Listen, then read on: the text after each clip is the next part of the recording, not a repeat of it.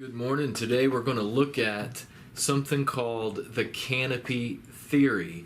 This today is a theory of how man could have possibly lived to be 900 years old in those first 10 generations.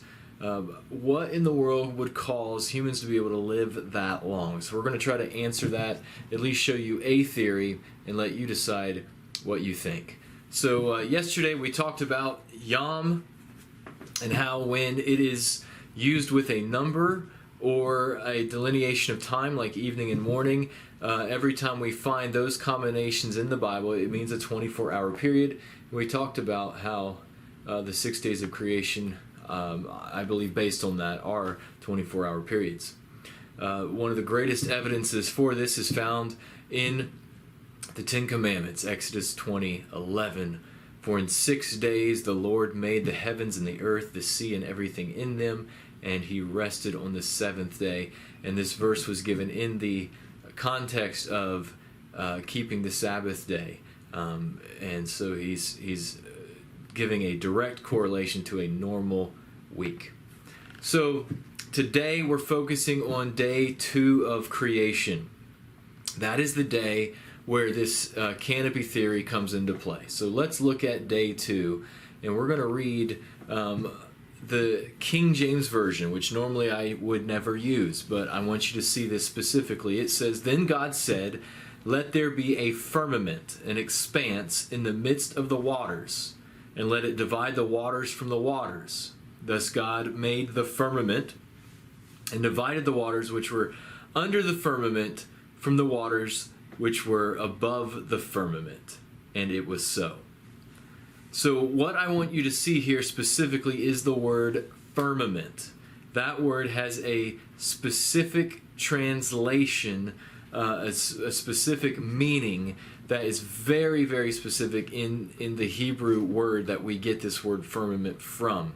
And that is the reason this canopy theory has formulated. So what I want you to see is in this picture is a creation model. This is a model of how the days of creation could have been formed in a picture. So that first one on the far left is a sphere of water, which would have been earth. It probably wasn't even that close of a sphere at that point. And then you see the next one, you see a picture of a dove, which is representing the Holy Spirit, and he's hovering over the waters. And that would create that energy, that forces of nature, the laws of nature, probably giving the earth shape there. That third one shows a circle around the earth. It looks kind of purplish. This is the separation of the waters from the waters, or the firmament that is being made here on day 2. And then you see in the next picture, which would be day 3 and day 4 combined, you have land showing up, you have the sun, moon, and stars showing up. So they're showing 2 different ones there. So what we're going to focus on, though, is that third circle there, this third picture of the earth with the purple around it, and talk about this canopy, this word firmament. Now, if you look at this word firmament in Hebrew, it means, in Hebrew the word is rakia. Firmament in Hebrew is rakia. It has a very specific meaning. The meaning is an extended surface or a solid. It has the word solid in the definition. An extended surface, a solid, an expanse, a firmament. An expanse means a flat as a base. It means it is supported. Firmament is another word, another description of firmament is a vault of heaven that supports water from above. And so from this definition, if you have to get all the meanings from this word rakia into what the Bible is describing here on day 2, this firmament that's made, this separation of waters from waters, you're going to have to deal with this solid element, this definition that includes the word solid. Now, when most people read day 2 of creation, they just think, well, God made an atmosphere. He made breathable air. And that very well could be true. That very well could be all it is he made a sky with air that we can breathe. He maybe made the ozone layer so that we have air that is breathable with oxygen and all that we need. But in this theory of canopy theory, it suggests that God made a solid sphere around the earth, some form of a solid crystalline firmament that created a barrier between us and the rest of the universe. And the thought is that this barrier, being a solid, created greater pressure inside Earth's atmosphere. What I mean by that is Earth's atmosphere probably had up to 3 times the amount of oxygen that it has today.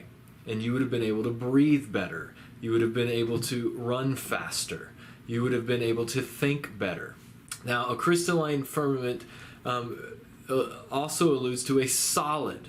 Now, I don't know if you guys realize this, but do you know what the mask of an astronaut is made of? The mask of an astronaut isn't just glass. It's not just acrylic or plastic. It actually is made of gold.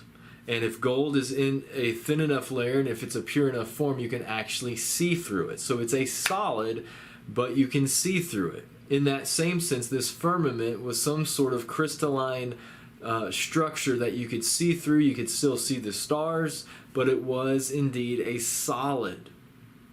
And the thought is kind of like when you place a lid on a boiling pot of water.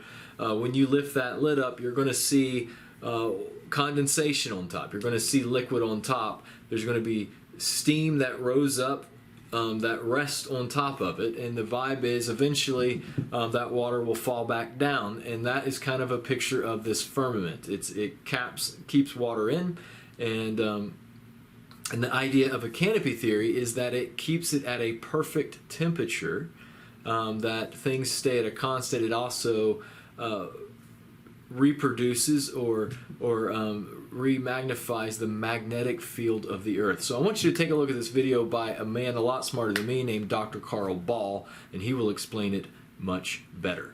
And this thing here is what made it so fabulous, and this is what it got torn up so badly. You're right, at the time of the flood. Came, yeah. And we're affected till this very hour because this collapsed at the time of the flood.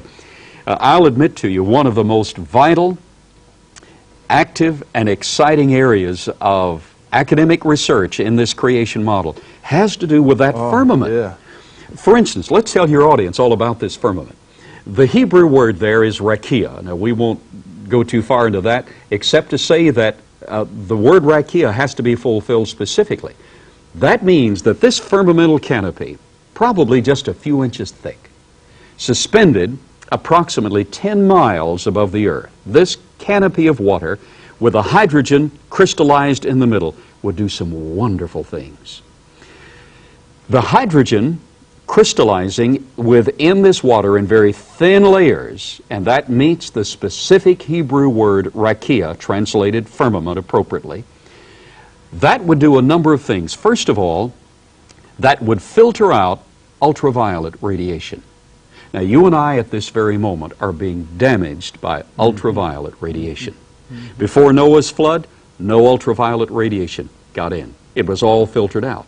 Well, now, if God created a perfect universe that gave off ultraviolet and other shortwave radiation, how does that fit? It fits beautifully. Well, watch closely. And this to me is very exciting. This firmamental canopy filtered out ultraviolet radiation, but it had filtered that shortwave radiation, such as ultraviolet, into the very field of the canopy, and thus restored the Earth's magnetic field within the Earth. To keep from losing it. To keep from losing it. In other words, a daily, moment by moment, recharging of that field. Now, there's a reason for that. You and I are using up that field. As we think, as we talk, as we move, our cellular communication is made possible by the energy of that field. We're using it up. All biological systems, even in sleep, use it up. Therefore, it needs to be constantly recharged. My cells and my body have to communicate with one another. Oh, yes, otherwise because they have to nothing works. replenish, they have to do certain things. Some cells are eyes and some cells are fingers. So, and then the brain has to communicate. All of that is based on the fundamental energy that's brought about by the magnetic field around Yes, this earth. that the Spirit of God generated on day number 1, and the canopy kept resupplied on day number 2. That tells me why Adam could live, even after sin came in, he could live 930 years. Oh, yes, even as a sinful being. And you and I can't. I mean, our body can't. It can't function that long. It's deteriorating too because it's fast. got too much damage occurring to it, and we're losing the basic motor that drives the Yes. physical body to start with, which is that magnetic field. To emphasize that Yeah. cellular communication, do you realize that the brain of man assimilates every second of time 100 million signals from the rest of the body, all through the energy of that magnetic field? 100 million signals every minute of our lives. Now, in the next telecast, I think your audience would like to know, in this pre-flood world, how could man live so long? How intelligent was man in this pre-flood world? How smart? Well, Was we he know really? we're only using from 10 to, at the maximum, about 15% of our mental capacity. And not nearly that much. It's much lower He's still. a pretty smart guy, wasn't he? He was smart to design Because all he's of in that. the image of God. Oh, He's in the image of original God. man was an awesome creature. Glory be to God forevermore. So if there is a firmament in place, that is more like the canopy theory versus just a breathable air scenario that some believe. What we believe the canopy theory would do is create an amazing tropical-like atmosphere. The temperatures would stay the same. They'd be very mild. There'd be mild seasonal changes. But you could still see through it. You could see stars, and in some cases you might be able to hear the stars. The Bible talks about the stars singing or making a sound. And so maybe that's why they could do that. Maybe it was someone that lived in this canopy theory that could hear the stars back then. But what we do know is God made a world that was designed to keep man alive. God did not design earth for man to die in it. God is a God of life, not a God of death. And so when he designed this earth, it was for man to live in. It was for man to flourish and to prosper in. It was completely designed to promote life. And that's why we see these people living so long, because they weren't made to die.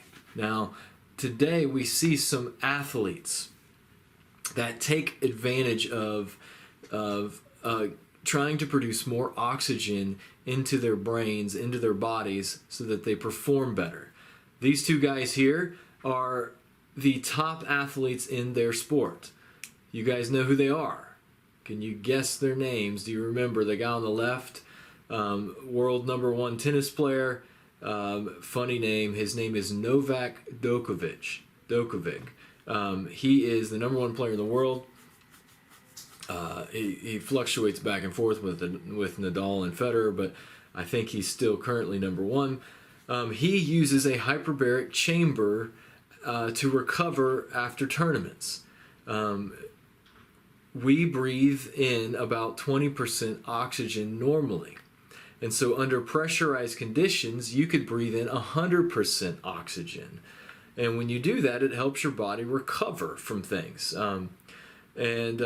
So he owns himself a hyperbaric chamber that he goes into to help his body recover and get more oxygen into his blood than maybe the average man has.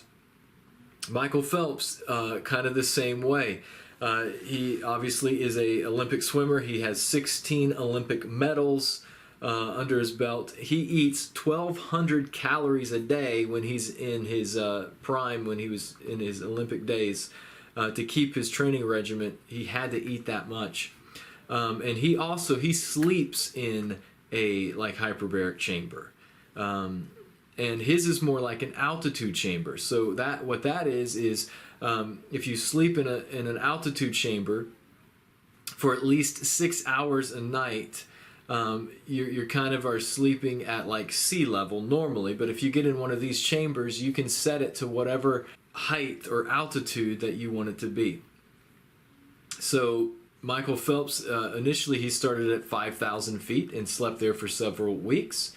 And then he increased his level by 1,000 feet every few days till he reached his desired level. So what he did was actually starve his body of oxygen.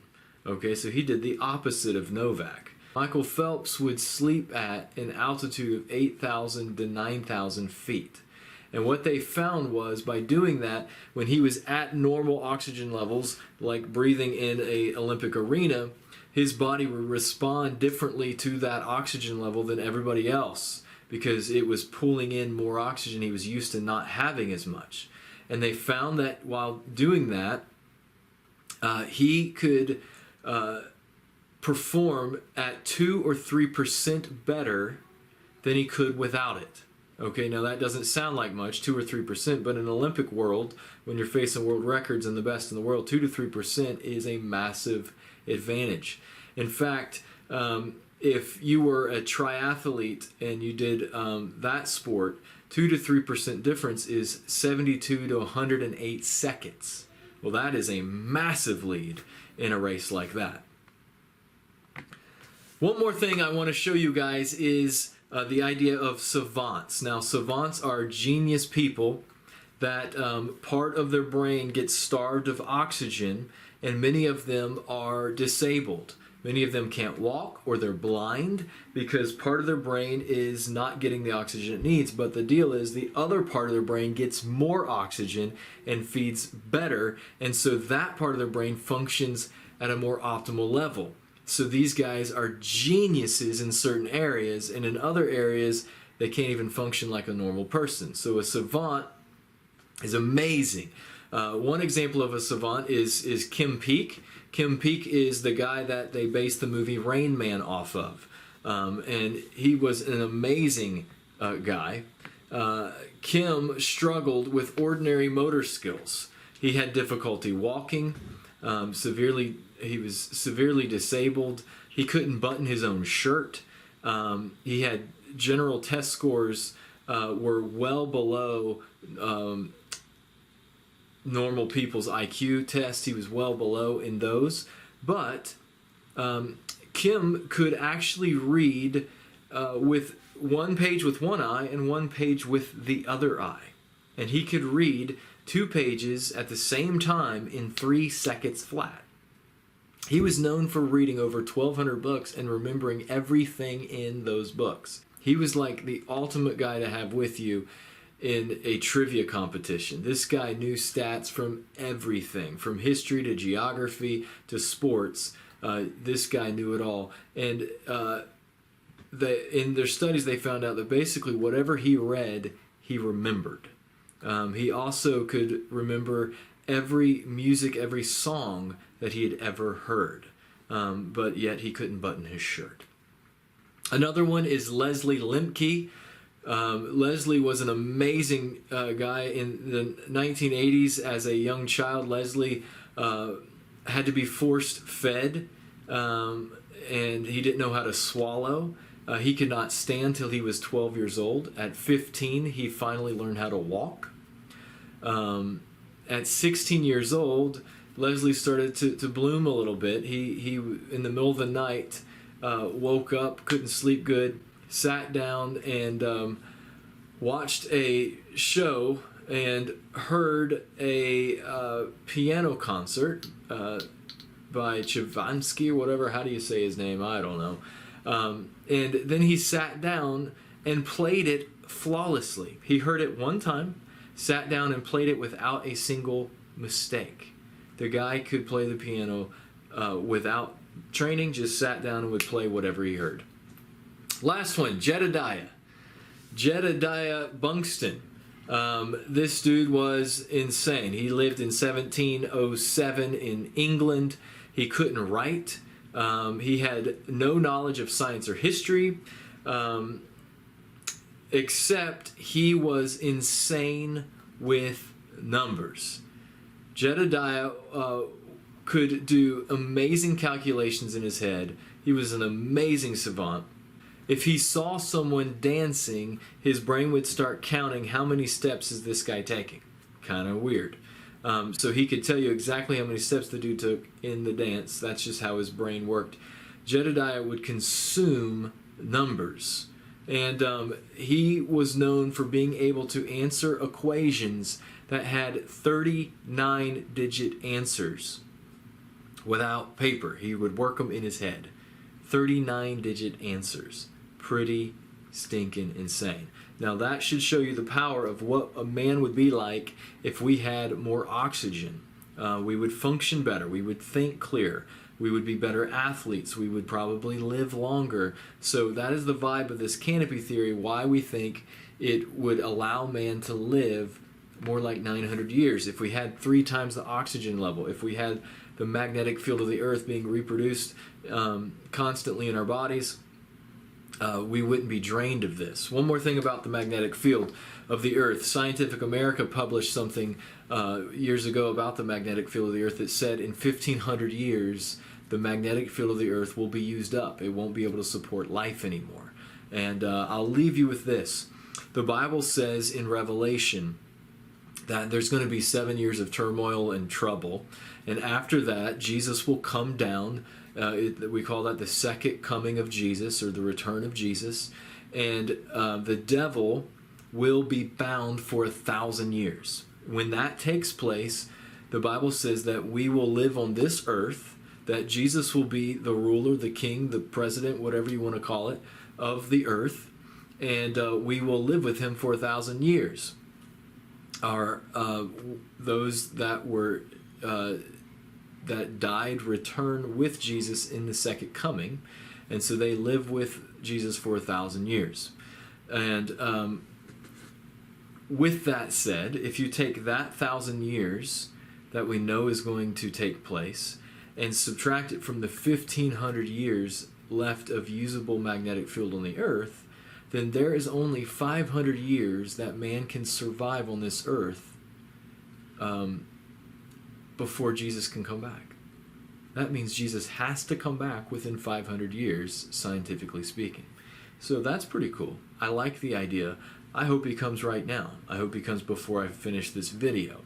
But know that it really can't be longer than 500 years, or man will start dying off because we can't survive by the magnetic field. Hope you guys like this today, and fill out those questions, and we'll see you tomorrow.